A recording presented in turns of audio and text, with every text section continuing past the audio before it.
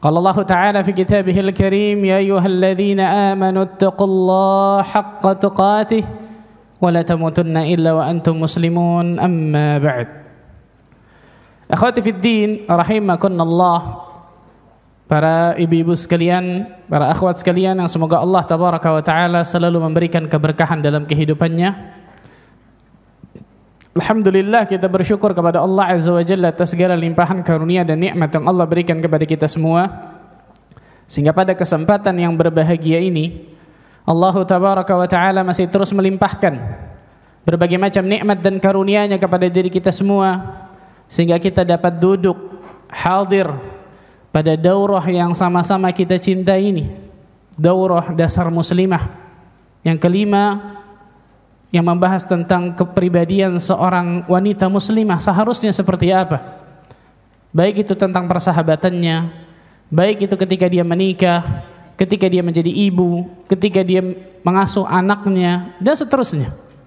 Karena kita mengetahui bersama seorang muslimah adalah pendidik bagi generasi penerus Islam.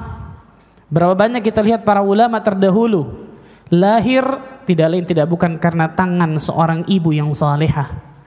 Dan seorang ibu yang salehah tidak mungkin bisa seperti itu kecuali ketika masa mudanya pun menjadi yang salehah, persahabatannya pun bagus, menikah dengan orang yang saleh dan seterusnya. Di sini pentingnya seorang muslim dan muslimah, terutama para muslimah, untuk bisa berilmu tentang ilmu agama Allah tabaraka wa taala. Karena ketika seorang muslimah tidak berilmu tentang ilmu agama Allah, maka syaitan akan dengan mudahnya membisikkan dirinya untuk lebih mencintai dunianya ketimbang agama dan akhiratnya. Akhwati fid din rahimakumullah, yang pertama insyaallah taala ana akan bahas pada daurah dasar muslimah pagi ini, bagaimana seharusnya seorang muslimah bersahabat dengan temannya. Kita mengetahui bersama, manusia adalah makhluk sosial yang pasti dia bergaul dengan manusia lainnya. Dia pasti berteman, bersahabat, mempunyai teman dan seterusnya. Tapi seperti apa Islam mengatur persahabatan dan pertemanan itu dengan benar? Karena ternyata ada orang-orang yang nanti kita akan jelaskan yang masuk ke neraka Allah tabaraka wa taala karena salah dalam mengambil sahabat karibnya, salah dalam mengambil teman dekatnya. Maka di sini seorang muslimah wajib untuk mengetahui bagaimana seharusnya dia berteman dan bersahabat. Seperti apa dia mengambil sahabat dekatnya, teman karibnya. Karena temannya bisa menariknya ke surga atau bisa menjerumuskannya ke neraka Allah tabaraka wa taala. Akhwati fid din rahimakumullah, Allah tabaraka wa taala berfirman di dalam surat Al-Kahfi ayat ke-28. Ayat yang tadi pertama dibacakan ketika opening. Allah azza wa jalla berfirman, "Wasbir nafsaka ma'al ladzina yad'una rabbahum bil ghadati wal 'ashiyyi yuriduna wajhah." Dan bersabarlah engkau ya Muhammad bersama orang yang menyeru Rabb kalian pada pagi dan sore hari dengan mengharapkan wajah Allah azza wa jalla. Wala ta'du 'ainaka 'anhum turidu zinatal hayatid dunya. Dan janganlah kedua matamu ya Muhammad berpaling dari mereka karena mengharapkan perhiasan kehidupan dunia. Allahu akbar. Wala tuti' man aghfalna qalbahu 'an dzikrina wattaba'a hawahu wa kana amruhu furta. Dan janganlah engkau mengikuti orang yang hatinya telah kami lalaikan dari mengingat kami, kata Allah. Jangan kalian ikuti orang-orang yang telah kami lalaikan dari mengingat kami, serta menuruti keinginan, itu hawa nafsunya, dan keadaan mereka jelas sudah melampaui batas. Syekh Abdurrahman bin Nasir As-Sa'di dalam kitab tafsir beliau mengatakan, "Fafiha al-amru bi suhbatil akhyar wa mujahadatun nafs ala suhbatihim." Dalam ayat ini, kata Syekh Sa'di, terkandung perintah untuk bergaul dengan orang-orang pilihan, dengan orang-orang terbaik, bersungguh-sungguh, subhanallah, wa mukhalatatuhum wa in kana fuqara, bersungguh-sungguh dan berteman kepada mereka meskipun mereka orang yang fakir, miskin. Fa inna fi suhbatihim minal fawaid ma la yuhsa. Karena sesungguhnya terdapat faedah yang tidak terhitung dalam pergaulan dengan mereka. Para akhwat, terkadang teman kita yang kaya, kita lebih senang berteman. Kenapa? Karena mendapatkan manfaat mungkin lebih banyak dari masalah duniawi. Sedangkan teman kita yang mungkin miskin, fakir, ketika kita tidak mendapatkan manfaat duniawi, banyak dari kita meninggalkan teman seperti itu. Padahal subhanallah, lihat, Allah Azza wa Jalla mengatakan dengan tegas dalam ayat ini, bersabarlah engkau ya Muhammad, menyeru Rabbmu pada pagi dan sore hari ketika mengharapkan wajah Allah Azza wa Jalla. Dan jangan kedua matamu berpaling dari mereka nih. Para sahabat kita tahu bersama, terutama ketika di fase Mekah, banyak dari mereka orang-orang yang miskin. Gak banyak dari mereka yang kaya. Abu Bakar, Umar, Abdurrahman ibn Auf, Talha bin Ubaidillah, Uthman bin Affan, itu mungkin yang kaya-kaya. Sedangkan yang banyak ternyata apa? Yang fakir, yang miskin. Maka Allah Azza wa Jalla menyuruh kepada Nabi kita Muhammad sallallahu alaihi wasallam, jangan palingkan dirimu dari sahabat-sahabatmu yang fakir, miskin. Dan jangan engkau mengikuti orang-orang yang hatinya telah kami lalaikan. Allahu Akbar. Dari lalaikan dari apa? Dari duniawi. Karena di hatinya tidak lain tidak bukan, di kepalanya pikirannya dunia, dunia dan dunia. Di kepalanya dunia itu bisa membahagiakan diri saya, bukan akhirat. Hati-hati subhanallah. Maka Allah Azza wa Jalla memerintahkan Nabi kita Muhammad sallallahu alaihi wasallam untuk bersama para sahabatnya yang saleh walaupun mereka enggak punya dunia. Dan jangan perhiasan dunia menipumu wahai Muhammad. Ini pelajaran besar bagi diri kita semua para akhwat. Dengan siapa kita berteman dan bersahabat karib. Nah dalam ayat ini sungguh perintah bergaul dengan orang-orang pilihan, orang-orang terbaik. Nabi SAW menyuruh diri kita untuk memilah dan memilih sahabat dekat kita, teman karib kita. Perhatikan, sahabat dekat, teman karib. Bukan hanya sekedar kenal, bukan hanya supel. Kalau itu silahkan. Tapi kalau sahabat karib, teman dekat, ternyata Allah dan Rasulnya menyuruh kita untuk memilah dan memilihnya. Nabi SAW bersabda, Al-mar'u ala dini khalilihi, falyanzur ahadukum man yukhalil.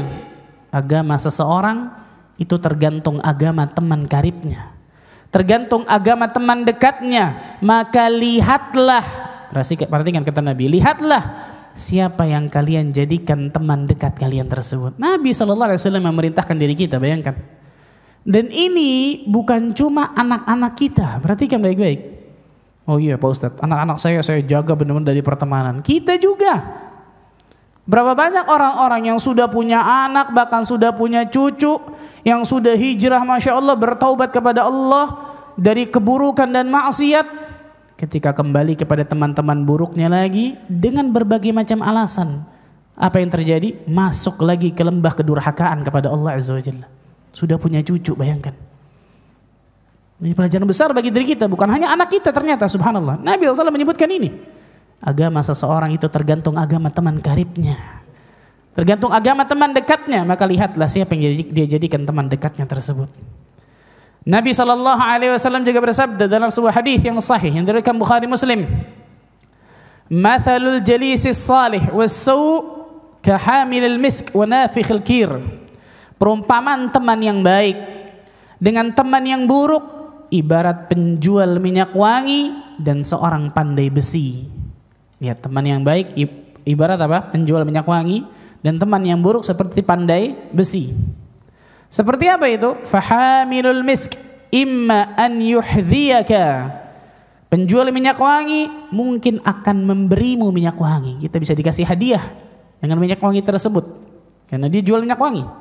Imma an tabta'a minhu, atau engkau bisa membeli minyak wangi darinya. Atau yang ketiga apa? Wa imma an tajida minhu rihan tayyibah, atau minimal wangi yang bagus akan ada pada dirimu. Allahu Akbar. Minimal engkau akan bisa mendapatkan bau harumnya dari dirinya. Dan sebaliknya, wa nafikhul qir, adapun pandai besi, imma an yuhriqa thiyabaka bisa jadi kemudian dia membakar bajumu, wa imma an tajida rihan khabithah, atau minimal ternyata engkau mendapatkan bau yang tidak sedap dari pandai besi tersebut. Allahu akbar. Nah, ini disebutkan oleh Nabi sallallahu alaihi wasallam hadis yang sahih ini. Al-Qadhi Iyad rahimahullahu taala mengatakan dalam hadis di atas, terkandung pelajaran agar menjauhi interaksi dengan orang-orang yang buruk, bermajelis dengan orang yang buruk, yang jahat, ahlu bid'ah, dan orang-orang yang suka menipu manusia. Karena semua orang tersebut akan menimbulkan pengaruh pada teman duduknya. Dan juga terkandung dorongan motivasi untuk bermajelis dengan orang-orang yang baik, mempelajari ilmu, adab, hidayah, dan akhlak yang terpuji dari mereka semua. Allahu akbar. Al-Imam Ibn Qayyim Al-Jauziyah rahimahullahu ta'ala mengatakan, teman itu ada 4 golongan, ada 4 kriteria. Coba kita lihat masing-masing para akhwat, kita berteman dengan teman ini, termasuk mana teman ini? Ada 4 kriteria disebutkan Imam Ibn Qayyim dalam kitabnya Bada'iul Fawaid. Yang pertama, teman laksana makanan pokok. Ini yang pertama nih. Teman laksana makanan pokok yang tidak dapat ditinggalkan walau sehari pun. Oh, ini istimewa nih, Masya Allah. Sebagaimana makanan pokok memberikan gizi pada badan kita, maka teman seperti ini memberikan gizi yang luar biasa bagusnya bagi hati kita. Siapa ini? Mereka adalah para ulama, orang-orang yang berilmu tentang ilmu agama Allah Azza wa Jalla, orang-orang yang saleh, orang-orang yang bertakwa kepada Allah Azza wa Jalla. Maka bergaul dengan mereka memberikan keuntungan yang luar biasa besarnya. Luar biasa besarnya. Al-Imam Ibn Qayyim Al-Jauziyah rahimahullahu ta'ala menyebutkan ketika beliau masih belajar ini. Ketika aku belajar dengan Syekhul Islam Ibn Taimiyah rahimahullahu ta'ala, salah satu guru Imam Ibn Qayyim yang sangat luar biasa. Ketika hatiku sedang gundah, galau. Mungkin seperti kebanyakan orang sekarang, galawers, betul ya? Ketika hatiku lagi gundah, galau, seakan-akan sempit dadaku, maka aku datang kepada guruku Syekhul Islam Ibn Taimiyah rahimahullah. Ketika sampai di rumahnya dan melihat wajahnya, hilang gundah gulanaku. Baru apa ini? Baru ngelihat wajahnya. Kita punya nggak teman seperti ini, ya, atau jangan-jangan kita punya teman ketika ngelihat wajahnya, ya dia lagi nih. Atau jangan-jangan kita lagi, ketika kita datang teman kita, ya minjem duit lagi paling, subhanallah. Jangan kan ini makanya disebutkan ini. Ketika ngelihat wajahnya, hilang gundah gulanaku. Dan ini pula yang terjadi pada Abdullah bin Salam radhiyallahu anhu, pendeta Yahudi yang masuk dalam Islam di kota Madinah, ketika pertama kali melihat wajah Nabi sallallahu alaihi wasallam. Apa kata Abdullah bin Salam? Wallahi hadzal wajh laisa wajhun kadzdzab. Demi Allah, wajah ini bukan wajah pendusta, kata Abdullah bin Salam. Ngelihat wajah Nabi sallallahu alaihi wasallam. Allahu akbar. Nih, yang pertama, ini teman laksana makanan pokok. Harus kita punya nih, kawan. Harus kita punya para akhwat sekalian. Teman-teman seperti ini memberikan gizi yang luar biasa baiknya bagi hati kita, Masya Allah. Yang kedua, teman laksana obat. Nah, teman bergaul laksana obat. Kapan kita membutuhkan obat? Ketika kita sakit. Nggak mungkin setiap hari kita minum obat. Akhirnya ngobat, kan gitu ya. Ketika kita sakit, maka kita butuh obat tersebut. Kita membutuhkan mereka untuk memenuhi keperluan hidup. Ini yang paling banyak, yang kedua biasanya nih. Rekan kerja, tetangga, kerabat, teman main. Ini yang kedua. Kita pasti membutuhkannya ketika kita memang apa? Keadaan tertentu. Yang ketiga, keempat, hati-hati nih. Teman laksana penyakit dengan berbagai macam tingkat jenis penyakitnya, ringan, sedang, ataupun berat. Teman laksana penyakit, hati-hati nih, dengan berbagai macam tingkatannya. Berkawan dengan orang seperti ini, hati-hati nih, tidak memberikan keuntungan dunia apalagi akhirat. Siapa mereka? Kawan yang malas, pembenci, suka ghibah, dan lain sebagainya. Perhatikan, sakit ini kan macam-macam, betul ya? Ada yang ringan, sedang, berat. Kalau sakitnya itu berat dan kita tidak punya ilmu untuk bisa mengobati penyakitnya, jangan deketi. Kenapa? Nular penyakitnya pasti kepada kita. Awalnya kita bukan suka gibah. Ketika dekat terus dengan orang tersebut, lama-lama apa? Jadi ghasib. Bukan ghibah lagi, ghasib. Pengghasib, Masya Allah nih. Hati-hati nih, subhanallah nih. A'udzubillah min dzalik. Tapi kalau penyakitnya ringan, mungkin kita punya sedikit ilmu untuk bisa mengobati penyakitnya, bisa mewarnai dirinya, kita yakin akan tersebut nggak terpengaruhi dengan dirinya, tarik teman itu, silahkan. Tapi dengan syarat kita yakin nih. Jangan yakin, akhirnya kita kebawa, sama aja. Jangan. Maka yang ketiga ini, dilihat penyakitnya ringan, sedang atau berat. Kalau berat, jangan jauhi. Tapi kalau ringan dan kita punya sedikit ilmu untuk bisa mewarnainya, silahkan. Dan yang keempat, yang terakhir, yang jangan pernah kita punya teman seperti ini. Tinggalkan, jangan ragu untuk meninggalkan teman yang keempat ini. Apa itu? Teman yang membawa kebinasaan laksana racun. Racun. Memberikan apa? Memberikan racun yang luar biasa berbahaya bagi hati kita. Sebagaimana racun ketika kita minum, kita makan, akan memberikan apa? Kemudaratan, bahaya bagi badan kita. Ketika kita mempunyai teman seperti ini, sedikit demi sedikit akan memberikan racun yang berbahaya bagi hati kita. Dan itu luar biasa berbahaya. Nah, coba lihat dari kita masing-masing para akhwat, teman kita yang mana dari empat ini nih? Teman kita yang mana? Kalau kita punya teman yang pertama dan yang kedua, beruntunglah. Bersyukurlah kepada Allah Azza wa Jalla. Karena Allah Azza wa Jalla insya Allah ta'ala ingin berikan yang terbaik bagi kehidupan kita, Masya Allah. Jika kita punya teman 1, 2. Tapi kalau teman kita ketiga, keempat, lihat lagi, 3 lagi, 4 lagi, hati-hati nih. Hati-hati, subhanallah. Akhwati fiddin, rahimakunallah.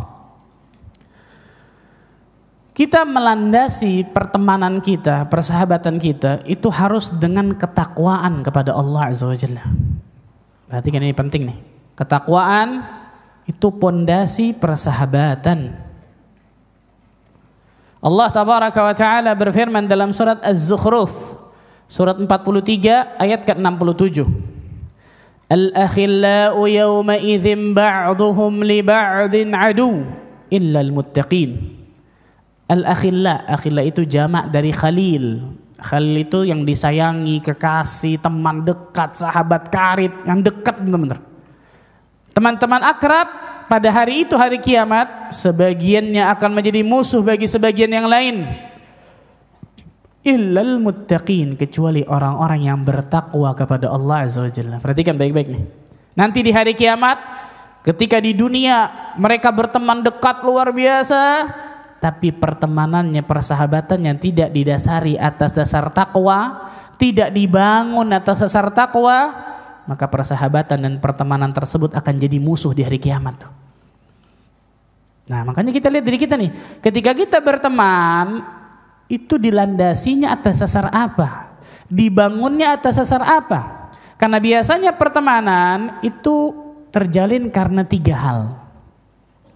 Pertemanan, persahabatan itu biasanya terjalin karena 3 hal. Yang pertama, al-fadilah, karena keutamaan. Karena keutamaan. Jadi teman itu punya keutamaan tersendiri. Teman itu saleh, teman itu berilmu, teman itu bertakwa pada Allah, teman itu menarik saya ke jalan kebenaran. Ini keutamaan. Dan harus yang seperti ini teman nih. Yang kedua, manfaat. Atas dasar apa? Manfaat. Ketika kita berteman dengan dirinya, mendapatkan manfaat duniawi. Wah, ini hati-hati nih. Kenapa ente berteman? Oh, baik dia Pak Ustadz. Dia suka neraktir saya. Ya. Kenapa ente berteman? Oh, baik Pak Ustadz. Kenapa? Jalan konser bareng. La ilaha illallah. Ada manfaat, betul ya? Manfaat duniawi. Ini salah nih. Yang ketiga, karena kenyamanan. Nyaman berteman dengan dirinya. Dan nyaman ini maksudnya apa? Nyaman masalah duniawi, bukan nyaman masalah ukhrawi. Kalau nyaman masalah ukhrawi masuk yang pertama, keutamaan, kan gitu. Tanya diri kita masing-masing, kita berteman, kita landasi pertemanan dan persahabatan itu atas dasar keutamaan, manfaat, atau karena kenyamanan.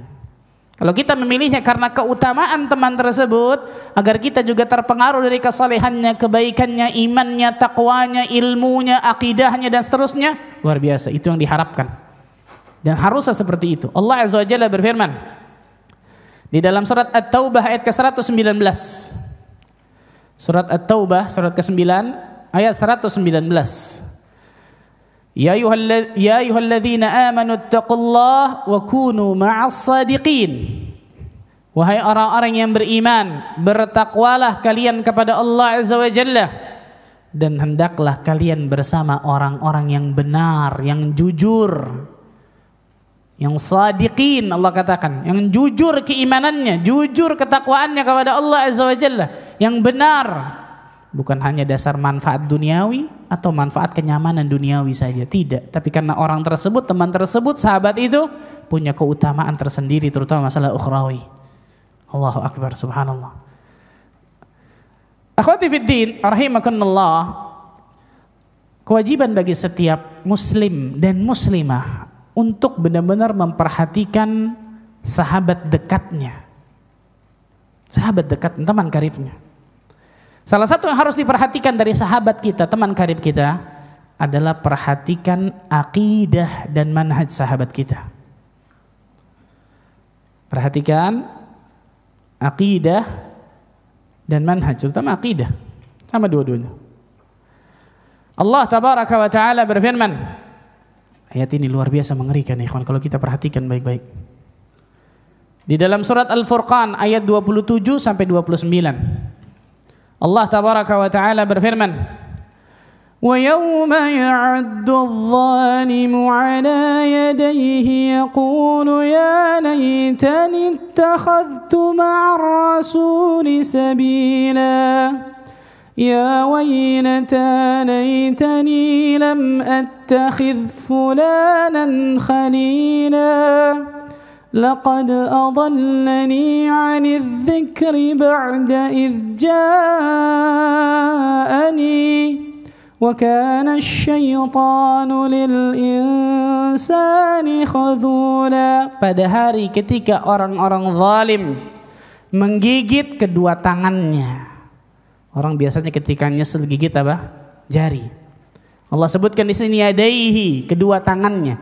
Bahkan sebagian ahli tafsir mengatakan orang-orang zalim nanti di hari kiamat akan berusaha memasukkan kedua tangan mereka ke dalam mulut mereka. Kenapa? Saking nyeselnya.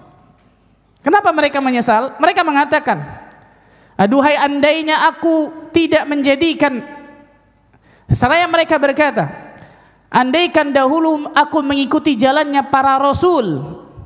Di hari kiamat pasti akan ada orang yang mengatakan ini nih. Seandainya dulu aku mengikuti jalannya para rasul, ya Allah. Andaikan aku tidak menjadikan si fulan menjadi teman dekatku. Allahu Akbar. Saya ulang, pasti akan ada manusia nanti di hari kiamat yang mengatakan perkataan ini di hadapan Allah Azza wa Jalla. Ya Allah, andai dahulu aku mengikuti jalannya para rasul, andai aku tidak menjadikan si fulan menjadi teman dekatku, jadi teman sahabat karibku. Seandainya, semuanya laita nih. Laita itu dalam bahasa Arab angan-angan yang tidak mungkin terjadi, angan-angan kosong. Seandainya, coba kalau. Kenapa si fulan ini nih? Laqad adallani 'ani dzikri ba'da idz ja'ani. Sungguh temanku ini nih telah menyesatkanku dari peringatan Al-Qur'an. Padahal hidayah Al-Qur'an itu datang kepadaku. Wa kana syaitanu lil insani khadhula, dan syaitan pasti menjadi pengkhianat bagi manusia. Perhatikan nih. Perhatikan, luar biasa. Pasti akan ada manusia yang mengatakan perkataan ini di yaumul qiyamah di hadapan Allah Azza wa Jalla. Ketika Allah sudah beritahu seperti ini, masa iya kita termasuk orang-orang yang mengatakan perkataan ini nanti di hari kiamat? Coba ya Allah, seandainya Allah, nggak ada sama sekali itu. Nggak bisa kembali sama sekali ke dunia, habis selesai itu. Itu kerugian yang nyata luar biasa. Penyesalan yang sangat luar biasa besarnya itu. Hari kiamat, nggak bisa sama sekali luar biasa kita kembali ke dunia. Allahu Akbar.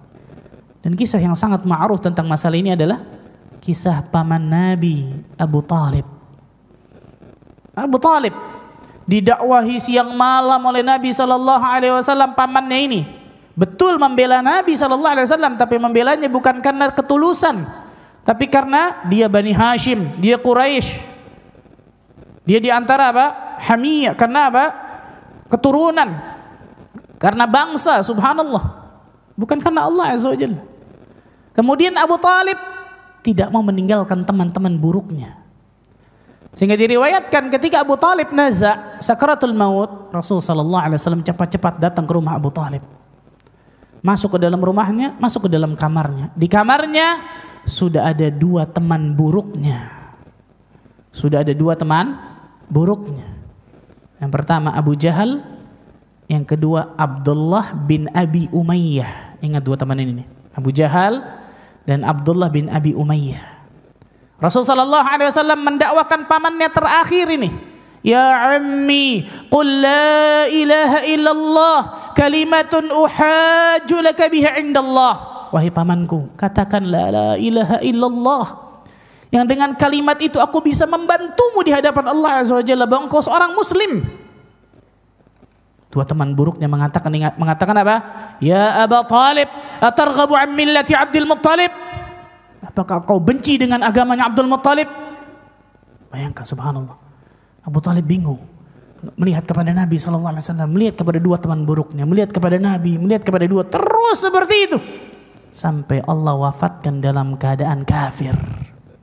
Mati dalam keadaan kafir Abu Talib. Allahu Akbar, subhanallah.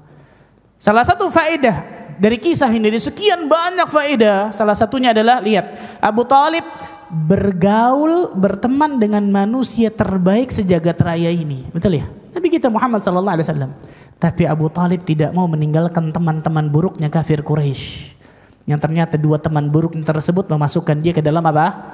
Neraka Allah. Hati-hati.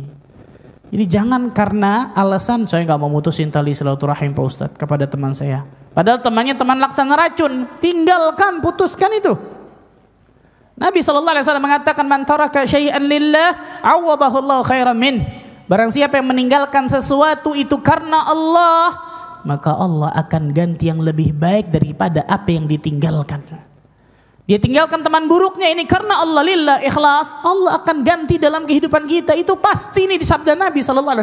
Jangan takut, nanti nggak ada teman, nanti nggak ada orang yang mau sama. Nggak mungkin. Ini sabda Nabi kalau kita yakin. Perhatikan. Lihat, Abu Talib mati dalam keadaan kufur. Salah satu sebabnya apa? Karena 2 teman buruknya atau teman-teman kafir Quraisy yang buruk. Na'udzubillah min dzalik. Nas'alullah salawat al-afiyah. Kemudian akhwati fiddin rahimakumullah, perhatikan juga dari manhaj sahabatmu. Tadi akidah, kemudian apa? Manhaj.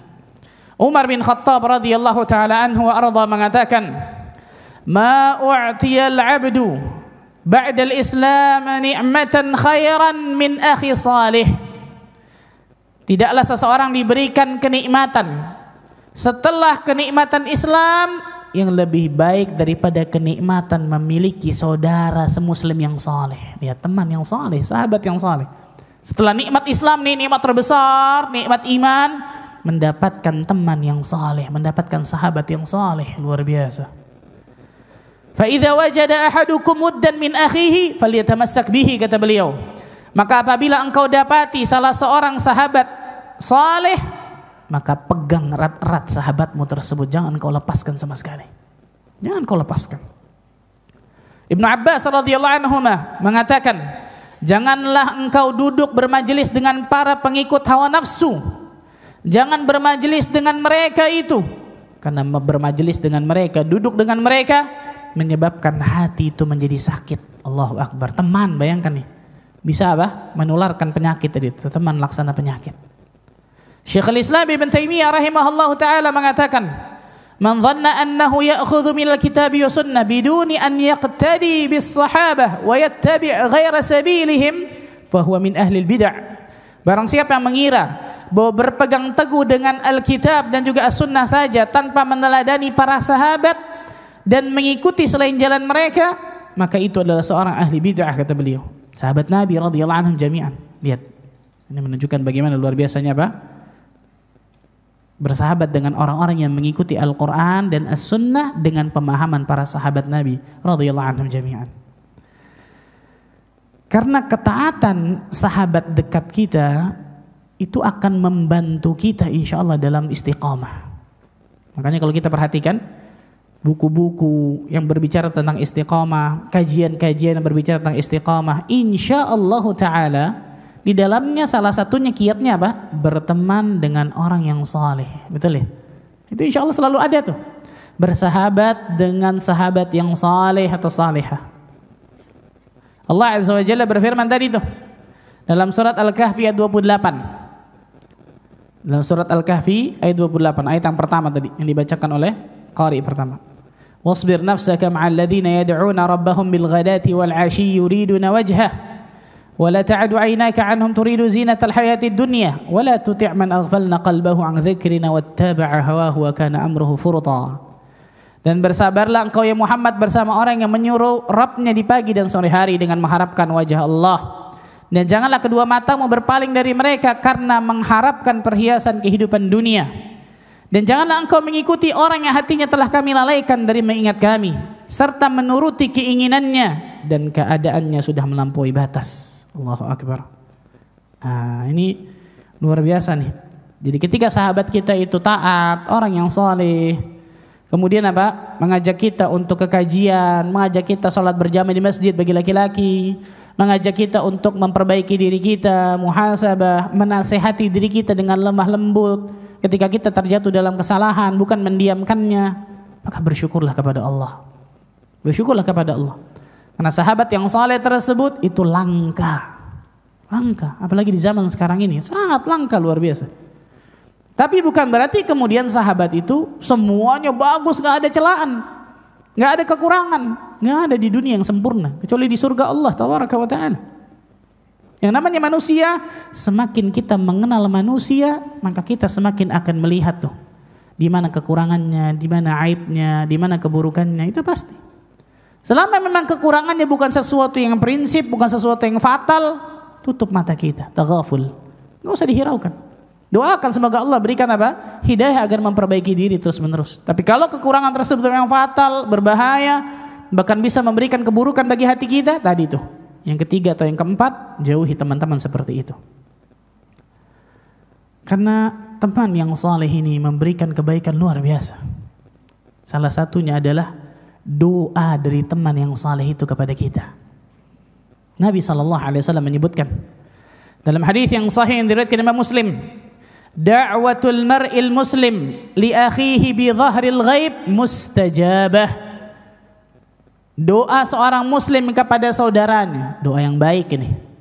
Doa yang baik seorang muslim kepada saudaranya ketika saudaranya itu tidak mengetahui dia doakan kebaikan, itu mustajabah, diijabah oleh Allah Azza wa Jalla. Bayangkan kita doakan saudara kita nih, ya Allah berikanlah hidayah kepada si fulan, berikanlah kebaikan kepada si fulan, berikanlah apa? Istiqomah kepada fulan. Orang itu nggak tahu kita doakan kebaikan, itu mustajab. Bayangkan. Inda ra'sihi malakun muwakkal. Di atas kepala orang tersebut itu ada malaikat. Bayangkan, di atas kepala orang itu ada malaikat. Kullama da'a li akhihi bi khairin qala al-malakul muwakkal bihi amin wa laka bimithlin. Tatkala dia mendoakan saudaranya itu dengan kebaikan, maka malaikat di atas kepalanya akan mengatakan amin, semoga Allah kabulkan doamu dan semoga engkau mendapatkan yang sama dari apa yang kau doa itu. Allahu Akbar.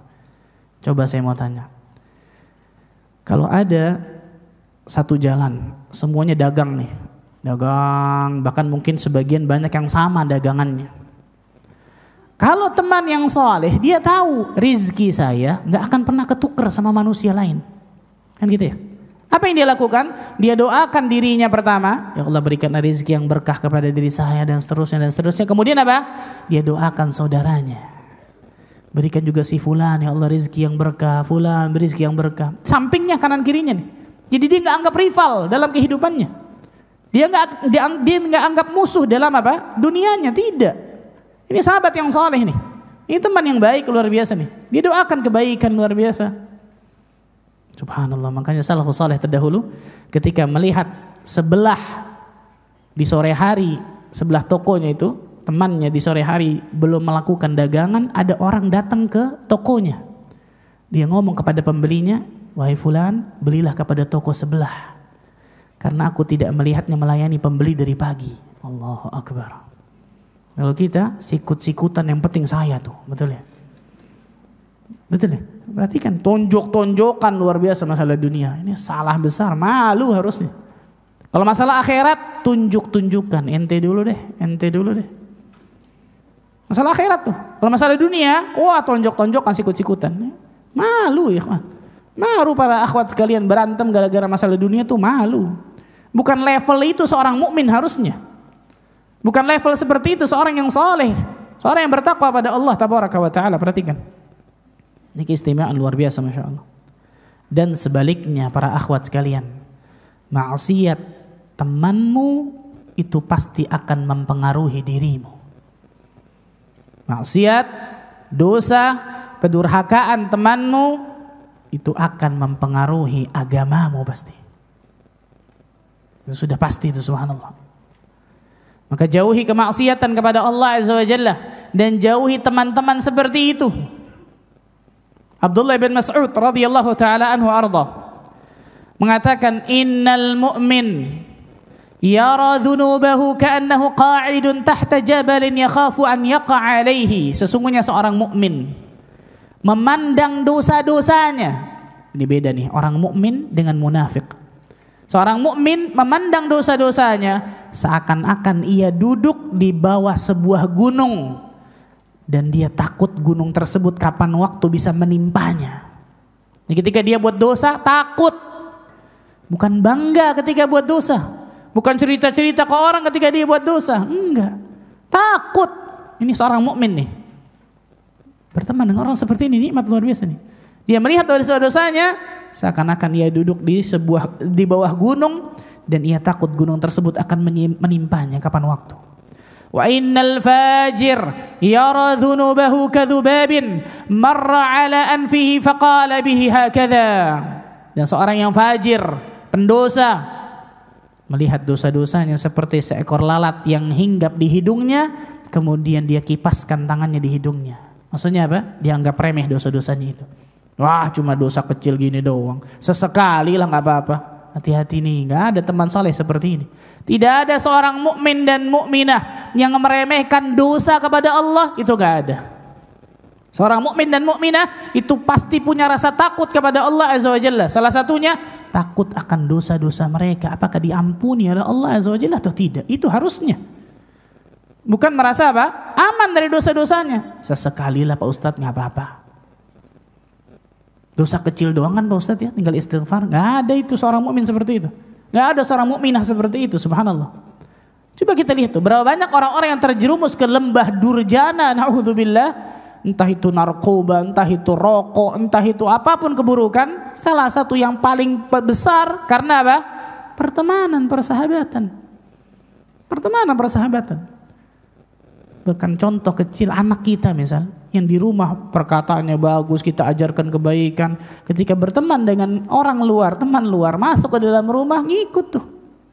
Teman, luar biasa tuh. Karena manusia hidup di dunia cuma hanya dua, mempengaruhi atau dipengaruhi. Kalau dia kuat, dia bisa mempengaruhi. Kalau dia lemah, dia dipengaruhi. Dan kebanyakan kita biasanya lemah, sehingga dipengaruhi. Maka cari teman-teman dan sahabat-sahabat yang baik, sehingga kita akan dipengaruhi yang baik-baik pula. Kalau kita kuat, pengaruhi yang baik-baik kepada orang agar kita mendapatkan pahala. Ini dua nih, mempengaruhi atau dipengaruhi, mengikuti atau diikuti, kan gitu. Subhanallahil-azim. Nah, ini disebutkan oleh Abdullah bin Mas'ud radhiyallahu taala anhu arda. Akhwati fid din, rahimakumullah. Di antara ciri-ciri teman tersebut harus kita miliki ketika akhlaknya mulia. Karena akhlak sahabat kita itu akhlak kita. Seseorang itu nggak mungkin bisa bersahabat dekat terus dengan orang tersebut lama kecuali pasti banyak kecocokan. Entah kecocokan masalah hobi, entah kecocokan masalah mendapatkan tadi keutamaan, apapun itu. Salah satunya masalah akhlak. Akhlak sahabat kita itu akan menular kepada kita. Kalau itu akhlak kebaikan, zen, bagus, Masya Allah. Tapi kalau itu akhlak keburukan, hati-hati. Hati-hati. Yang dulunya kita bagus, lisan kita sudah kita jaga, Masya Allah. lama, ketemu dengan teman-teman yang buruk, balik lagi tuh perkataan. Ragunan, Taman Safari, keluar lagi semuanya tuh, subhanallah. Dulu udah bagus tuh, betul ya? Yang dulunya sudah penyabar, nggak pernah mengangkat suara kepada suaminya, masya Allah, selalu ini. Ketika temu teman buruk lagi tuh, gak usah taat sama suami, biasa-biasa aja. Hati-hati nih. Ini syaitan tapi bentuknya apa? Manusia nih. Hati-hati nih. A'udzubillah min dzalik. Nasallallahu alaihi subhanallah. Karena akhlak sahabatmu itu adalah akhlakmu. Nabi SAW menyebutkan dalam hadis yang sahih yang diriwayatkan Imam Abu Dawud dan juga At-Tirmidzi, akmalul mu'minina imanan ahsanuhum khuluqa. Orang mukmin yang paling sempurna imannya adalah yang paling baik akhlaknya. Yang paling baik akhlaknya. Salah satu ciri ilmu tersebut bermanfaat, maka ilmu itu akan melahirkan akhlak yang mulia. Saya ulang. Salah satu ciri ilmu itu bermanfaat, para akhwat nih, yang ikut mungkin DDM 1, 2, 3, 5, bahkan kajian-kajian yang lain, coba lihat nih dirinya masing-masing. Apakah akhlak saya berubah atau tidak? Akhlaknya berubah atau tidak? Karena salah satu ciri ilmu itu bermanfaat, maka ilmu itu akan melahirkan akhlak yang mulia. Itu pasti tuh. Lihat diri kita masing-masing. Kemudian lihat juga nih sahabat kita, saudara kita, teman kita, ngaji bertahun-tahun kita, saudara kita, teman kita, siapapun itu, tapi nggak merubah akhlaknya, tidak menjadikan dirinya baik. Bahkan na'udzubillah min dzalik, malah semakin buruk akhlaknya. Hati-hati, jangan-jangan itu bukan ilmu yang bermanfaat yang Allah berikan kepadanya. Semakin ngaji, masya Allah, luar biasa, semakin mudah untuk berbohong, dusta. Nggak apa-apalah Pak Ustaz sesekali. Salah ini, salah besar. Semakin ngaji luar biasa, semakin apa? Khianat, misal nggak jujur, salah. Semakin ngaji ternyata semakin apa? Semakin durhaka kepada suaminya, atau seorang suami semakin zalim kepada anak istrinya. Nggak mungkin, itu ilmu, bukan ilmu yang bermanfaat itu. Laisal ilmu ma hufidh, innamal ilmu ma nafa'. Imam Syafi'i mengatakan ilmu itu bukan hanya sekedar yang dihafal, tapi ilmu yang benar itu ilmu yang memberikan manfaat bagi kehidupan kita. Karena kita nuntut ilmu itu pasti ingin memperbaiki diri kita satu. Imam Hasan Al-Basri rahimahullah ta'ala mengatakan, dahulu ketika orang menuntut ilmu tidak menunggu waktu lama untuk terlihat perubahan pada dirinya. Perubahan pada apa? Baju, gampang itu baju, tinggal beli selesai. Bukan berarti nggak penting, penting luar biasa baju itu. Penampilan penting, yang syar'i, yang benar kan gitu. Tapi perubahan pada apa? Kekhusyuannya, ketundukannya kepada syariat Allah dan Rasulnya, habitnya, tingkah lakunya, akhlaknya, lisannya, matanya, telinganya, hatinya, semuanya berubah itu. Dan itu tidak menunggu waktu lama untuk terlihat perubahan pada dirinya. Bukan nunggu 1 tahun, 2 tahun baru berubah, enggak. Itu disebutkan oleh Imam Hasan Al-Basri itu. Itu ilmu yang bermanfaat. Nah, salah satunya adalah akhlak yang mulia. Karena ketika akhlak yang mulia kita dapatkan pada diri teman kita, insya Allah itu akan nular kebaikan kepada kita. Akan nular kebaikan kepada diri kita. Dan sebaliknya, kalau teman kita akhlaknya bagus, baik dan seterusnya, tapi nggak nular kepada kita, kita nggak bisa mengambil manfaat dari itu keburukan lagi tuh. Jangan-jangan Allah Azza wa Jalla haramkan kita mendapatkan kebaikan dari teman yang baik ini tuh. Karena harusnya apa? Memberikan kebaikan pula bagi diri kita. Kalau memang ternyata akhlak dari teman sahabat kita yang dekat tersebut adalah akhlak yang baik. Akhwati fiddin, rahimakumullah. Kemudian di antara ciri juga sahabat yang saleh atau salihah, mereka adalah orang-orang yang zuhud kepada dunia. Mereka adalah orang-orang yang zuhud kepada dunia.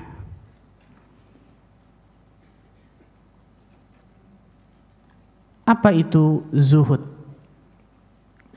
Dulu pernah ketika daurah muslimah salah satu yang membahas masalah zuhud, betul ya? Kalau nggak salah Ustaz Ega yang bahas. Di sana ada mic, para panitia akhwat, angkat tangannya. Siapa yang tahu apa itu definisi zuhud?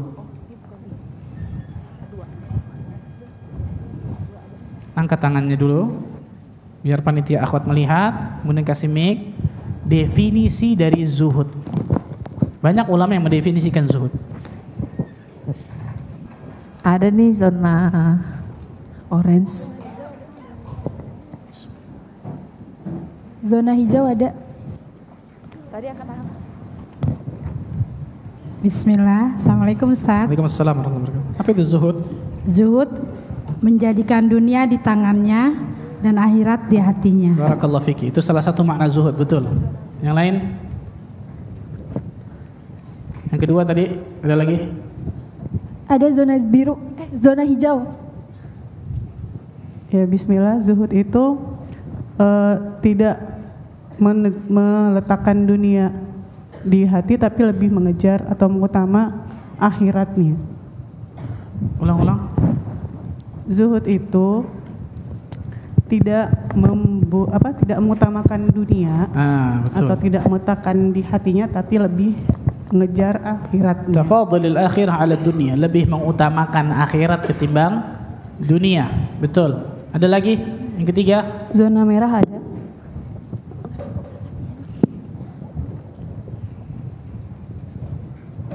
Bismillah, izin menjawab. Zuhud adalah meninggalkan hal-hal yang tidak bermanfaat bagi agamanya. Bagi urusan akhirat. Iya, bagi urusan akhirat. Barakallahu fiki, betul, masya Allah. Tiga-tiganya dapat pahala. Yang pertama insya Allah dapat hadiah juga, masya Allah. Para ulama mendefinisikan zuhud ini banyak. Jadi banyak di kalangan kaum muslimin dan muslimat mengartikan, mendefinisikan zuhud ini salah.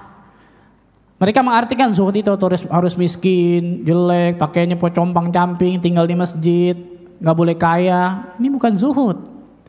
Abu Sulaiman Ad-Darani mengatakan la tashhad li ahadin bizuhdi fa inna zuhda fil qalbi. Jangan engkau mempersaksikan orang itu sudah zuhud. Oh, ini orang zuhud nih. Kenapa? Jangan. Karena zuhud itu letaknya di hati. Nah, ini kata kunci pertama nih. Zuhud itu amalan hati. Zuhud itu amalan apa? Hati. Karena bisa jadi ada seseorang dunia ada di tangannya, dia kaya raya masya Allah, tapi dunia ini nggak sampai masuk ke hatinya. Contohnya para sahabat Nabi, dengan mudahnya mereka menginfakkan harta mereka ketika di perang Tabuk, ketika Rasul Shallallahu Alaihi Wasallam menyuruh mereka untuk berinfak, memotivasi mereka untuk berinfak, luar biasa. Utsman ibn Affan menginfakkan hartanya di perang Tabuk, luar biasa. 100 ekor unta beserta semuanya pelananya, 100 ekor unta lagi beserta semua pelananya, 100 ekor unta lagi beserta semua pelananya. 1 ekor unta puluhan juta, kali 300 berapa tuh? Kemudian uang cashnya nih, dinar, emas, kepingan emas 10.000 dinar.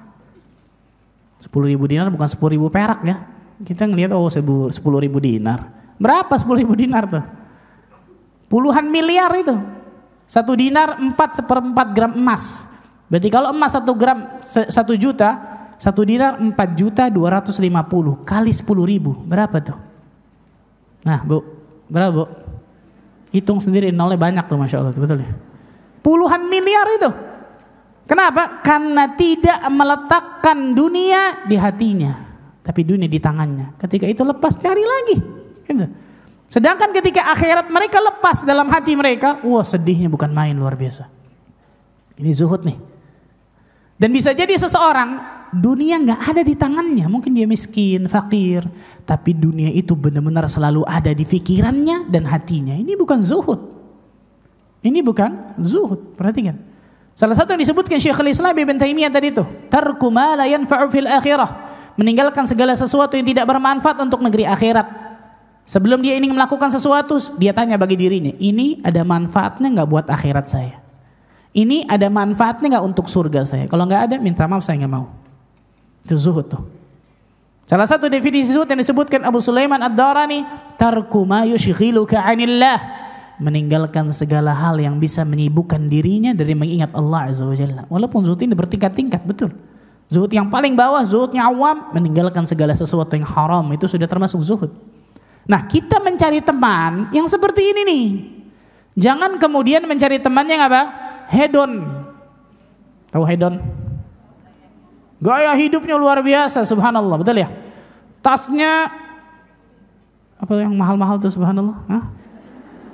Hermes wala apa, subhanallah. harga puluhan juta, walaupun apa? Walaupun ya tembakan sebenarnya bukan asli gitu. Tapi gayanya udah gaya orang kaya gitu. Padahal kagak kan gitu, subhanallah. Fala haula wala quwata illa billah. Maka cari teman yang mengingatkan kita tentang akhirat. Jangan hanya yang ketika ketemu mikirnya bicarainnya masalah apa? Oh, jamnya kerennya bagus, berapa duit nih? Wah, mobilnya kerennya luar biasa ya. Wah, bajunya berapa duit? Gak akan selesai nih, sampai mati gak kelar, luar biasa. Gak akan selesai. Ketika duduk membicarakannya masalah iman, masalah takwa, masalah yang baik kan gitu. Jangan ketika ketemu ngomong masalah dunia habis-habisan, luar biasa. Dan setiap ketemu seperti itu. Kalau sesekali silahkan kan gitu. Tapi kalau setiap ketemu seperti itu hati-hati. Bisa jadi termasuk abdud dunia, budak-budak negeri dunia. Nabi SAW bersabda dalam sebuah hadis yang sahih. Dalam hadis yang hasan yang diriwayatkan Imam Ibnu Majah, izhad fid dunya yuhibbukallah. Zuhudlah engkau kepada dunia, maka Allah akan mencintaimu. Wazhad fima fi aidin nas yuhibbukan nas. Zuhudlah kalian dari apa yang ada di tangan manusia, maka manusia pun akan mencintai kalian. Lihat subhanallah, zuhud. Meninggalkan segala sesuatu yang tidak bermanfaat untuk negeri akhirat. Meninggalkan segala sesuatu yang bisa menyibukkan dirinya dari mengingat Allah Azza wa Jalla. Kita harus punya teman seperti ini, Bapak Ibu sekalian. Kemudian, akhwati fiddin rahimakumullah. Ini yang saya katakan tadi, bukan berarti sahabat yang saleh dan saleha itu enggak punya kekurangan. Nah, perhatikan nih. Bukan berarti teman yang baik, yang bertakwa tidak punya kekurangan dan aib. Ya, ada manusia yang enggak punya kekurangan. Yang sempurna hanya di surga Allah Azza wa Jalla. Jangan sampai syaitan datang kepada diri kita, membisikkan dalam pikiran hati kita sehingga menimbulkan permusuhan dan kebencian kepada teman kita. Padahal kita tahu nih, track record teman kita luar biasa sebelumnya. Bagus, Masya Allah, saleh dan seterusnya, bahkan itu bertahun-tahun. Mungkin ada satu keburukan. Yang satu keburukan itu mungkin dia khilaf, kemudian dia kembali kepada Allah bertakwa. Selesai. Maka nasihati dengan kebaikan. Berdua ketika menasihati. Jangan kemudian ketika ada masalah dan seterusnya langsung apa? Tinggalkan. Gak ada nasihat sama sekali, gak ada apa. Enggak. Kita mencintai manusia karena Allah tabaraka wa ta'ala. Membangun persahabatan kita karena cinta kepada Allah, karena ketakwaan kepada Allah tabaraka wa ta'ala. Allah tabaraka wa ta'ala berfirman dalam surat Al-Ma'idah ayat ke-91. Surat Al-Ma'idah ayat ke-91. Innama yuridu asy-syaitanu an yuqi'a bainakumul adawata wal baghdha'a fil khamri wal maisir wa yasuddukum an dzikrillah wa 'anis shalah fahal antum muntahun. Sesungguhnya syaitan itu bermaksud hendak menimbulkan permusuhan dan kebencian di antara kalian lantaran meminum khamar dan berjudi dan menghalangi kalian dari mengingat Allah dan salat. Maka berhentilah kalian dari mengerjakan pekerjaan itu. Berarti salah satu tugas syaitan kepada diri kita menimbulkan apa? Permusuhan, kebencian kepada sesama muslim dan muslimah. Padahal Allah Azza wa Jalla mengatakan innamal mu'minuna ikhwah. Sesungguhnya kaum mukminin itu apa? Bersaudara. Nabi SAW mengatakan wa kunu ibadallahi ikhwana. Jadilah kalian menjadi hamba-hamba Allah yang bersaudara. Ukhuwah Islamiyah itu tali yang sangat kuat harus bagi seorang muslim dan muslimah. Kita mungkin gak kenal sama orang tersebut di belahan dunia mana luar biasa. Tapi kalau dia seorang muslim atau muslimah, Anda saudara saya. Anda saudara saya, subhanallah. Penting nih. Imam Syafi'i rahimahullah ta'ala berkata, idza kana laka sadiqun yu'inuka 'ala ta'ah fashudda yadaik. Apabila engkau memiliki sahabat yang mengingatkanmu pada ketaatan, membantumu dalam ketaatan, maka genggamlah kedua tangan sahabatmu itu. Allahu Akbar. Kita punya sahabat yang ingatin kita kepada ketakwaan, yang bantu kita kepada ketakwaan, genggam tangan sahabat kita tuh. Fa inna ittakhadhus sadiq sa'bun wa mufaraqatuhu sahlah. Karena mendapatkan sahabat seperti itu susah, kata Imam Syafi'i. Sedang meninggalkannya itu sesuatu yang mudah. Allahu Akbar. Dan kita lihat bagaimana persahabatan para ulama. Ketika mereka dibangun persahabatan tersebut di atas ketakwaan kepada Allah, langgeng insyaallah ta'ala sampai akhirat tuh. Tapi kalau dibangunnya hanya dasar kenyamanan, manfaat duniawi semata, bukan karena keutamaan dari sahabat tersebut, biasanya hanya di dunia saja. Setelah itu kemudian apa? Semu, hilang semuanya, subhanallah. Rasul sallallahu alaihi wasallam bersabda, la yu'minu ahadukum hatta yuhibba li akhihi ma yuhibbu li nafsihi. Tidak sempurna iman salah seorang di antara kalian sampai dia mencintai saudaranya sama ketika dirinya mencintai dirinya sendiri. Kalau kita tidak ingin digibahi sama saudara kita, jangan gibahin orang. Kalau kita tidak ingin dizalimi sama saudara kita, jangan zalimin orang. Kalau kita tidak ingin difitnah oleh saudara kita, jangan fitnah orang.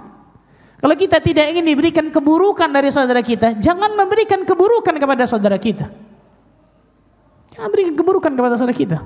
Karena tidak sempurna, Nabi menyebutkan, bayangkan, tidak sempurna iman salah seorang di antara kalian sampai dia mencintai saudaranya sama ketika dirinya mencintai dirinya sendiri. Ini istimewa hadis ini.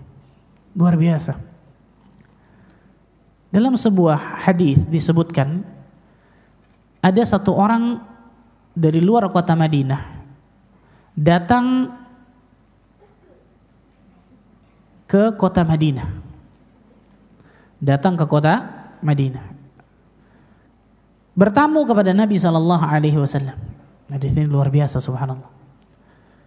Singkatnya, Nabi sallallahu alaihi wasallam qaddarallah enggak punya apa-apa untuk menjamu tamu beliau ini.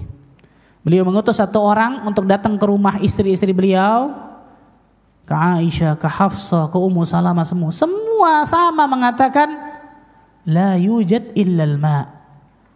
Enggak ada apa-apa di rumah Nabi kecuali air. Ini rumahnya siapa nih? Rumahnya manusia yang paling dicintai Allah Azza wa Jalla di atas muka bumi ini. Enggak ada kecuali apa? Air. Wah, istimewa, Masya Allah.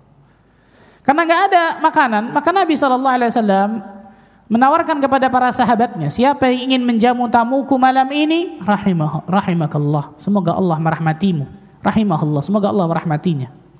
Maka salah seorang sahabat Ansar kemudian menunjuk tangan, ya Rasulullah, saya akan menjamu tamumu ini. Dibawa tamunya ke rumah. Ketika di rumah dia tanya kepada istrinya, ada apa makanan hari ini, malam ini? La yujad illa qutu sibyan. Gak ada apa-apa kecuali makanan anak kita. Dalam syariat dibolehkan loh. Kita ngomong, oh afwan, ternyata gak ada makanan kecuali buat anak saya. Boleh. Tapi ada yang utama, ada yang paling utama. Para sahabat biasanya di antara ciri khasnya, insya Allah mereka akan memilih yang paling utama dalam kehidupan mereka. Apa yang paling utama? Ithar, mendahulukan saudaranya. Dia perintahkan istrinya, engkau ajak main anak-anak sehingga tidur, walaupun belum makan. Kemudian engkau hadirkan di meja makan 2 piring untuk diriku dan untuk tamu. Ketika tamu ingin makan, matikan pelitanya. Kenapa? Karena yang dikasih makan hanya tamunya, tuan rumahnya nggak makan. Tuan rumahnya nggak makan. Siapa yang tahu kejadian ini? Allah tabaraka wa ta'ala dari langit ke-7-nya tahu kejadian ini. Nabi nggak tahu.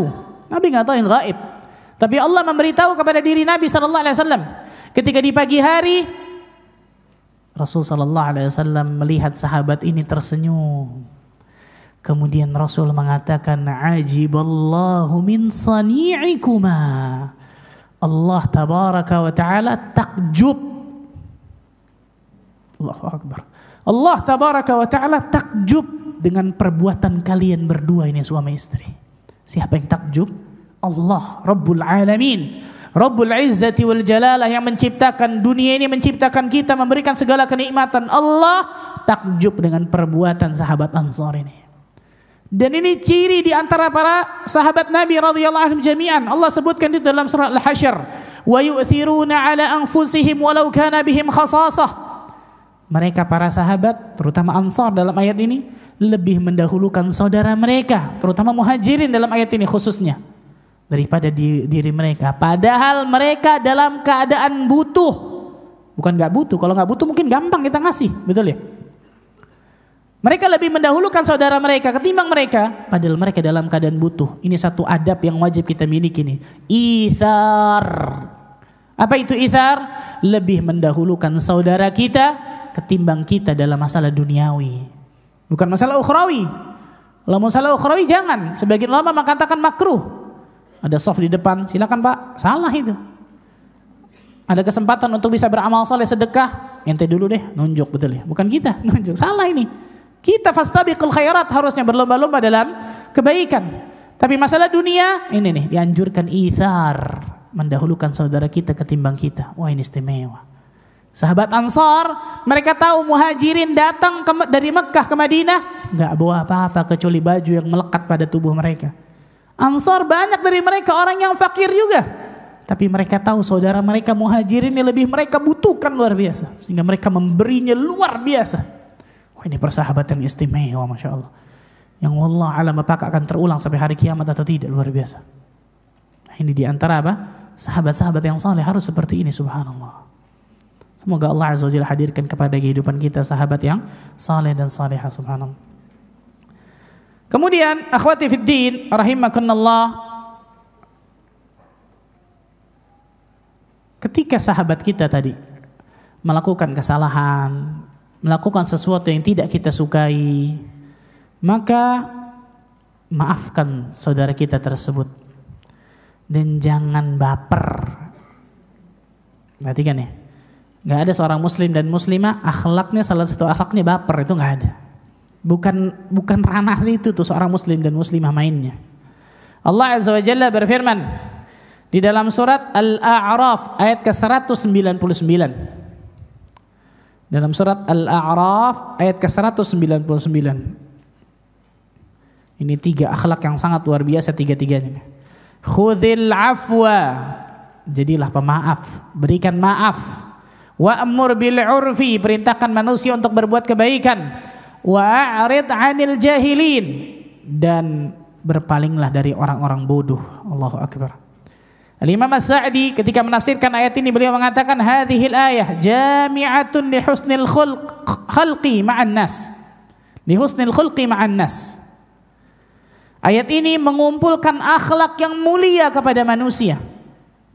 Ayat ini nih mengumpulkan akhlak yang mulia 3 tuh. Memberikan maaf, kemudian memerintahkan kebaikan kepada manusia, kemudian berpaling dari orang-orang yang jahil, yang bodoh. Subhanallah.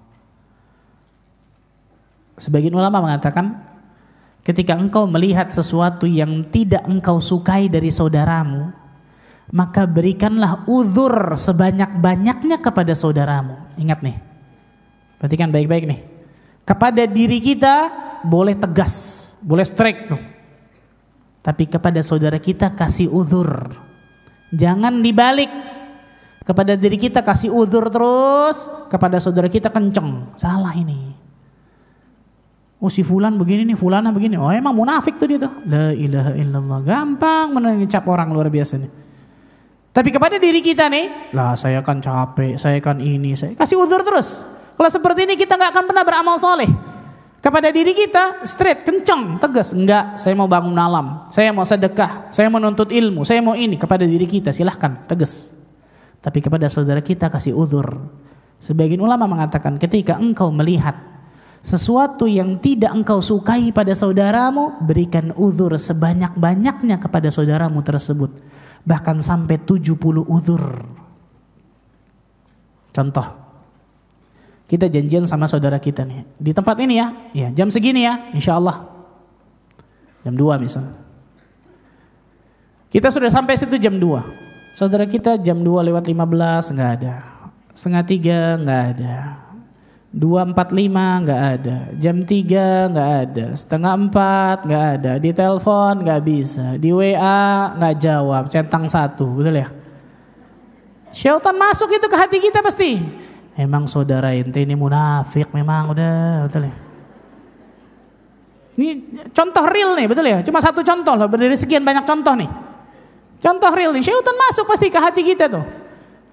Berikan sebanyak-banyaknya uzur kepada saudara kita. Oh mungkin macet, oh mungkin bannya pecah, oh mungkin mandi dulu, oh mungkin ini, oh mungkin. Sampai 70 uzur. Cari tulis satu-satu tuh, betul ya? Subhanallah. Ketika 70 uzur itu semuanya sudah kita dapatkan, tapi hati kita masih ngedongkol aja, apa kata ulama? Katakan kepada diri kita, mungkin saudara kita punya alasan yang saya tidak ketahui. Istimewa ini, betul ya? Husnudzan, berbaik sangka kepada Allah. Ini berbeda ketika memang orang tersebut orang yang buruk ya, itu lain cerita. Tapi kalau orang tersebut memang orang yang terkenal kebaikannya, yang saleh, yang baik, yang bagus, tiba-tiba satu mungkin melakukan keburukan yang kita dengar, kok begitu ya si fulan ya? Tabayyun dulu, tatsabbut dulu, benar nggak? Berikan uzur dulu kepada saudara kita tersebut, kan gitu.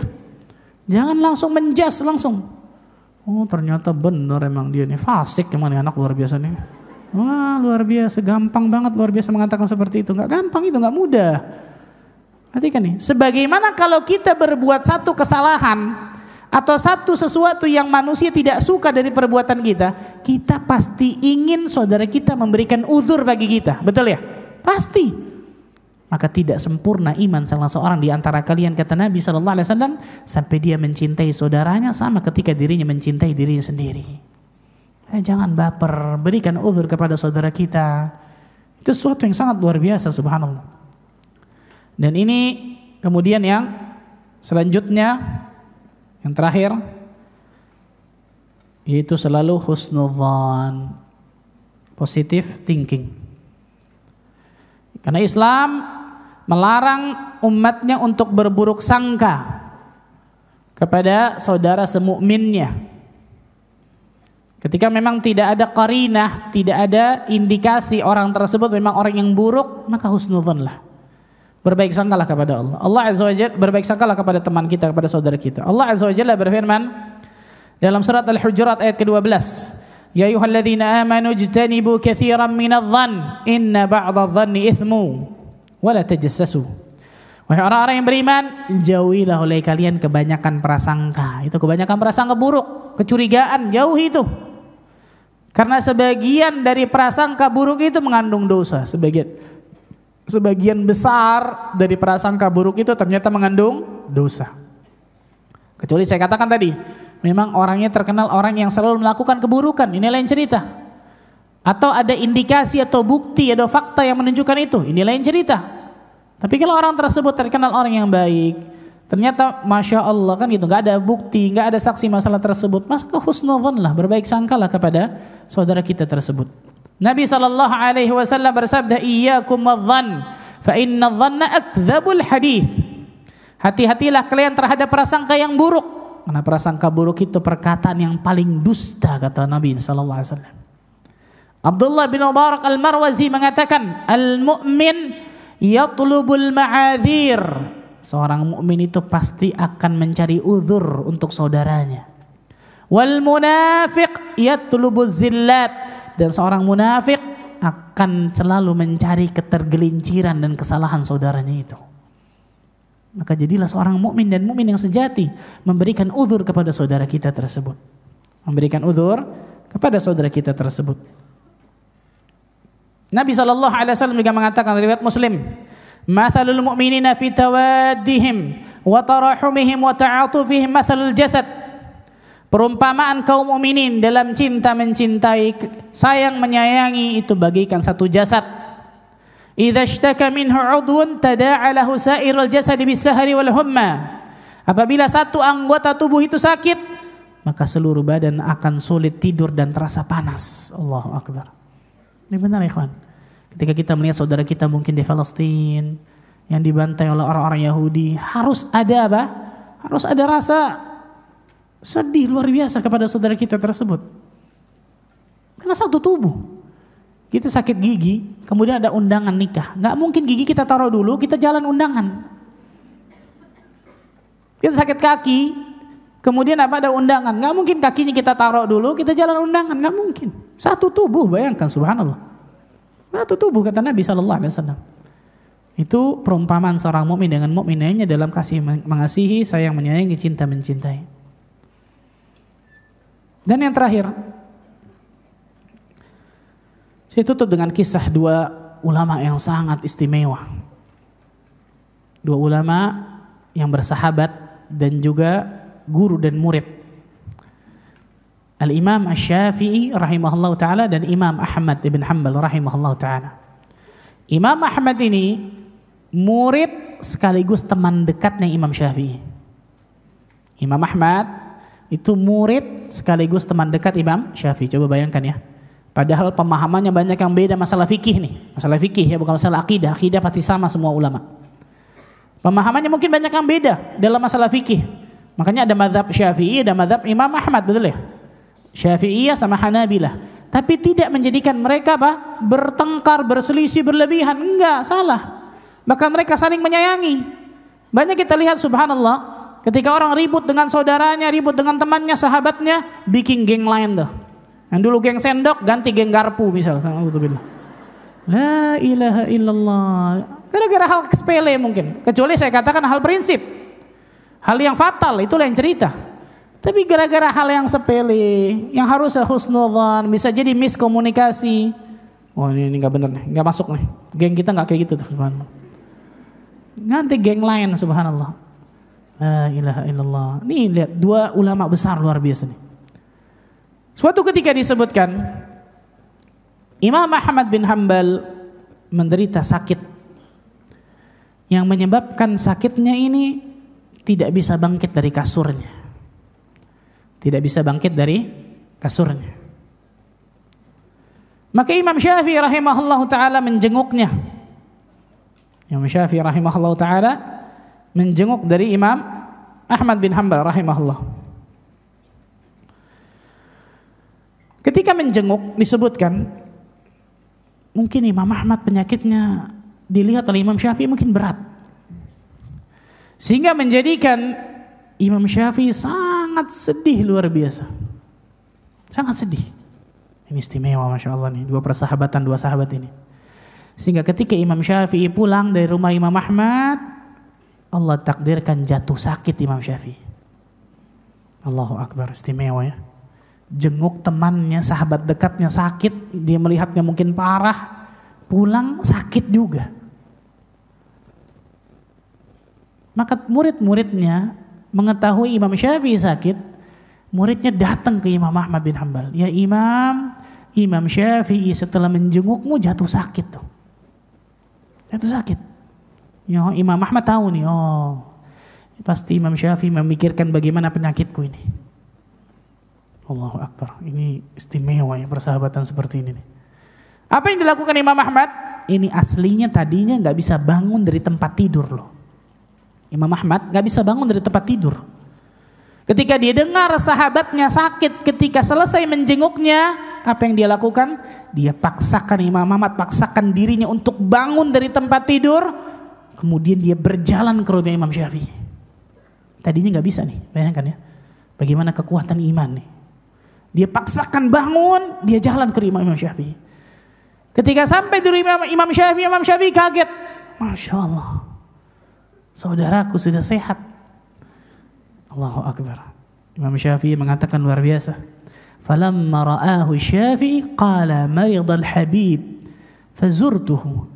Aku mendengar bahwa Al-Habib ini kecintaanku, temanku, sahabat dekatku ini sakit sehingga aku menjenguknya. Famaridtu minasfi alaih. Sehingga aku jatuh sakit ketika aku menjenguknya melihat kondisi dari sahabatku ini Imam Ahmad bin Hanbal. Syufiyal Habib fazarani. Kemudian hari ini aku melihat sahabatku di hadapanku sudah sembuh dan dia menjengukku sekarang. Fasyufitu min nadhari ilaihi. Maka dengan itu aku sembuh ketika melihat sahabatku ini nih. Allahu Akbar.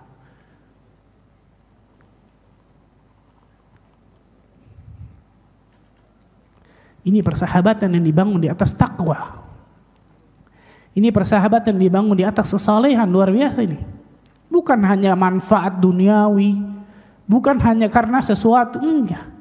Tapi didasari atas dasar takwa kepada Allah. Sehingga ketika dia melihat saudaranya dalam keadaan sulit, dia pasti merasakan kesulitan juga dalam dirinya. Itu persahabatan hakiki harusnya. Itu persahabatan pertemanan yang sejati harusnya. Bukan ketika nikmat kita mau dekat terus luar biasa. Tapi ketika sahabat tersebut mendapatkan sesuatu yang keburukan, yang nggak baik kita tinggalkan. Nah, bukan seperti itu. Sahabat yang baik adalah sahabat yang selalu menasihati diri kita ketika kita terjatuh dalam kesalahan, sedih. Ketika sahabatnya jatuh dalam kesalahan, sedih harusnya. Ketika sahabatnya berbuat keburukan, sedih dirinya. Karena dia tahu dia bisa membangun persahabatannya tersebut atas dasar takwa kepada Allah dan sampai ke surga Allah Azza wa Jalla. Bukan malah sebaliknya. Bukan malah sebaliknya.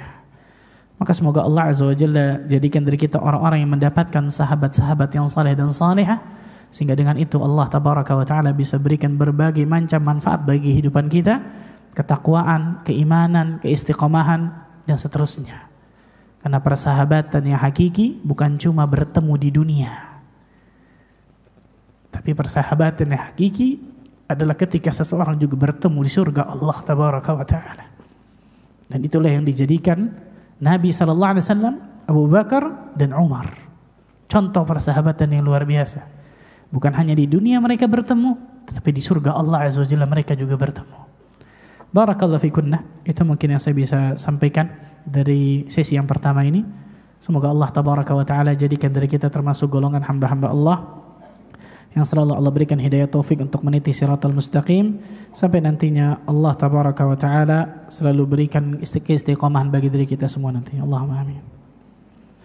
Insyaallah kami ucapkan syukran wa jazakallahu khairan pada guru kita Al-Ustaz Ahmad Rashid Basir hafidhahullahu ta'ala. Dan insyaallah harap perhatian umat semuanya, mohon perhatian, majlis kita belum usai dan kita masih berada di majlis ilmu yang penuh dengan keberkahan insyaallah hingga di akhir nanti insyaallah. Baik Ustaz, izinkan kami akan menyampaikan beberapa pertanyaan yang telah masuk insyaallah, dan insyaallah bagi yang akan bertanya juga insyaallah untuk bisa melayangkan pertanyaan via WhatsApp ke nomor yang nanti telah disampaikan beberapa saat lagi insyaallah. Dan Ustadz izin ada 2 pertanyaan yang akan kita sampaikan. Pertanyaan pertama kami persilakan. Ada yang bertanya di sini. Baik. Bismillah, Ustadz mau bertanya.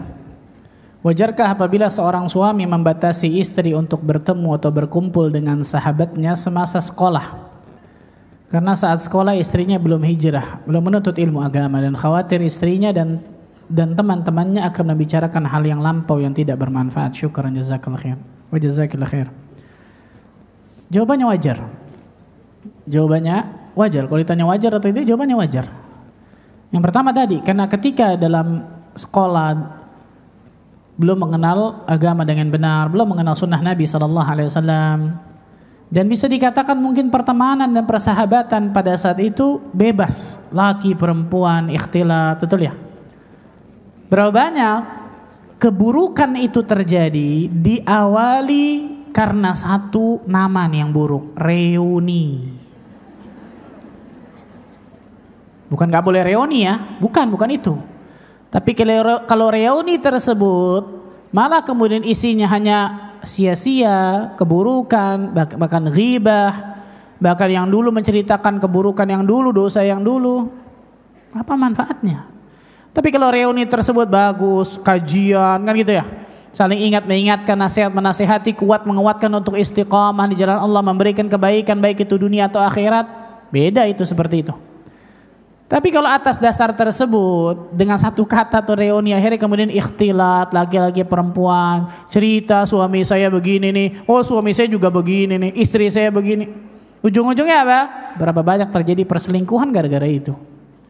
Berapa banyak terjadi perzinahan gara-gara itu? Berapa banyak terjadi perceraian, hancur rumah tangga tersebut gara-gara itu? Hati-hati nih, hati-hati subhanallah. Yang tadinya bagus, Masya Allah, datang teman yang buruk yang lainnya dengan berbagai macam tadi itu. Entah itu teman sekolah yang dulu dan seterusnya. Temannya ini teman yang buruk, mempengaruhi keburukan. Apa-apa ente lawan aja suami ente, gak apa-apa terus begitu. Sekayaknya boleh dalam Islam tuh. Dibalut dengan apa? Kebaikan, padahal dalamnya apa? Bala, malapetaka besar tuh. Jawabannya jelas wajar, sangat wajar subhanallah. Dan ingat, ketaatan seorang istri kepada suaminya itu surga Allah Azza wa Jalla. Surga Allah. Bahkan masalah sesuatu yang duniawi, Misal suaminya nggak suka nih pakai baju ini nih, ganti, selesai. Mungkin dia suka luar biasa, suaminya benar-benar nggak suka, ganti. Kenapa? Nabi SAW mengatakan kepada sahabat wanita, "Ungzuri anti minhu," lihatlah bagaimana keadaanmu di mata suamimu. Kenapa? Fa innahu jannatuki aw naruki. Karena suamimu itu surgamu atau nerakamu. Luar biasa, subhanallah. Maka ketaatan istri kepada suaminya selama itu tidak maksiat, taat, tunduk, iya, sami'na wa ta'na, selesai. Kecuali itu sesuatu yang nggak ada alasannya dalam masalah syar'inya, kan gitu. Itu lain cerita. Dan itu pun dibicarakan dengan baik dan seterusnya. Bukan kencang-kencangan, tinggi-tinggian suara, enggak, betul ya? Wallahu a'lam bishawab. Baik, alhamdulillah, dan insya Allah masih ada pertanyaan berikutnya. Namun sisa semua, mohon kembali kami mengingatkan, sesi tanya jawab adalah bagian dari majelis ilmu. Harap tidak ada kegiatan lain, tidak ada suara lain selain ilmu yang akan Ustaz sampaikan. Pertanyaan kedua, kami silahkan. Pertanyaan, saat menyeleksi teman masih ditemukan kriteria 3 dan 4. Apakah cukup meninggalkan mereka secara hati atau perlu benar-benar memutuskan hubungan seperti unfriend atau unfollow? Betul. Betul, bukan hanya memutuskan hati. Teman, sahabat itu bukan silaturahim. Banyak orang yang salah di sini. Silaturahim itu kepada kerabat. Silah itu hubungan, rahim itu rahim. Kepada kerabat kita, saudara kita, keluarga kita, itu silaturahim. Tapi kalau kepada teman bukan silaturahim, ziarah. Kita datang ke rumahnya, kita ziarah. Itu bukan cuma ziarah kubur. Perhatikan nih. Ziarah ke rumah teman yang saleh dan salehah, kan gitu. Itu mendapatkan pahala besar luar biasa, Masya Allah. Mendapatkan cinta Allah Azza wa Jalla dan juga Allah ampuni dosa-dosanya, Masya Allah. Nah, ketika kita temukan teman yang ketiga dan keempat, jangan deketi. Jangan dekati. Dan ini terjadi, subhanallah. Berapa banyak yang saya dapatkan berita, bukan 1-2 orang nih. Bukan 1-2 orang. Sudah ngaji, hijrah dari yang dulunya keburukan bertahun-tahun, Masya Allah. Kemudian ketemu dengan teman buruknya dengan dalih bisnis doang. Cuma bisnis kok, Ustaz. Ini benar ini. Awalnya bisnis, lama-kelamaan apa? Kembali ke lembah keburukan lagi. Itu terjadi, subhanallah, real. Bukan 1-2 cerita seperti itu tuh. Oh, saya nggak enak mutuskan tali silaturahim. Salah. Yang pertama bukan mutusin silaturahim. Silaturahim kepada kerabat, keluarga, bukan kepada teman. 1. Yang kedua, nggak ada dosa sama sekali kalau kita memutuskan pertemanan, persahabatan kepada yang nomor 3 dan 4 pertemanan itu tadi tuh. Laksana penyakit ataupun racun. Nggak ada dosa sama sekali. Bahkan itu diantara keistimewaan dari seorang muslim dan muslimah. Dia milah dan memilih sahabat karibnya, teman dekatnya. Itu harusnya. Saya tinggalkan mereka karena Allah. Saya unfollow mereka karena Allah. Selesai, kan gitu. Wallahu ta'ala a'lam bishawab. Baik, Masya Allah. Syukran Ustadz, dan kita telah berada di penghujung sesi pertama. Barangkali ada ikhtitam, silakan Ustadz. Naam, barakallahu fikunna. Para akhwat sekalian, kita hidup di atas muka bumi ini tidak lama. Dan saya katakan tadi, manusia makhluk sosial. Jadikanlah pertemanan dan persahabatan kita dengan saudara kita sama muslim dan muslimah itu dapat menguatkan diri kita untuk bisa berjalan ke surga Allah Azza wa Jalla bersama-sama. Bukan sebaliknya. Bukan sebaliknya, malah membantu untuk bisa berjalan ke neraka Allah Azza wa Jalla. Salah. Karena sahabat yang saleh dan salehah pasti tujuan utamanya, ambisi terbesarnya adalah surga Allah Azza wa Jalla. Maka cari sahabat dan juga pertemanan yang seperti itu. Yang visi misinya bagaimana saya dapatkan surga Allah Azza wa Jalla tanpa hisab. Itu harusnya. Bukan hanya masalah duniawi saja. Ini bagus masalah dunia, ini bagus masalah harta, ini bagus masalah mobil, rumah. Ya, gak akan selesai sampai hari kiamat itu. Seorang muslim dan muslimah itu levelnya harus apa? Di atas ketika berteman. Karena ingin mendapatkan keutamaan dari temannya ini. Keutamaan akhirat terutama, Masya Allah. Semoga Allah Azza wa Jalla karuniakan kepada kehidupan kita teman dan sahabat yang saleh dan salehah, dan semoga dengan itu Allah Tabaraka wa Ta'ala jadikan diri kita orang-orang istiqamah di jalan Allah sampai Allah wafatkan diri kita semua dalam keadaan husnul khatimah. Allahumma amin rabbal alamin. Ini mungkin yang saya bisa sampaikan. Subhanakallah bihamdika asyhadu an la ilaha illa anta astaghfiruka wa atubu ilaik. Wassalamualaikum warahmatullahi wabarakatuh.